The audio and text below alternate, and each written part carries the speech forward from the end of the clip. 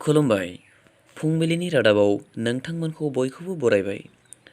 दिनैनि गिबि रादाबाव दङ मिरु सरकारा हादराव आबादारिनि मोनथाम गोदान आयेन लाबोनो नाजानायखौ हेंथा खालामनानै हादरनि आबादारि दोलोआ दिनै 25 सेप्तेम्बर खालारै भारत बन्द फोसावदों।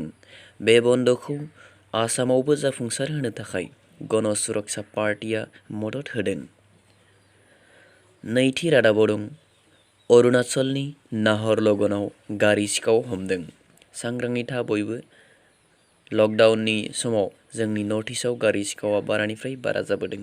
थामथि रादाब हिसाबै दङ दिल्लीनि एयार पल्युसनआ लकडाउननिफ्राय गोबां मोजां जाबाय, नाथाय लकडाउन खुलिनाय उनाव आरोबाव गाज्रि जाफिननो हागौ बेखौ सेन्ट्रेल एयार पल्युसन बर्डआ फोरमायदों।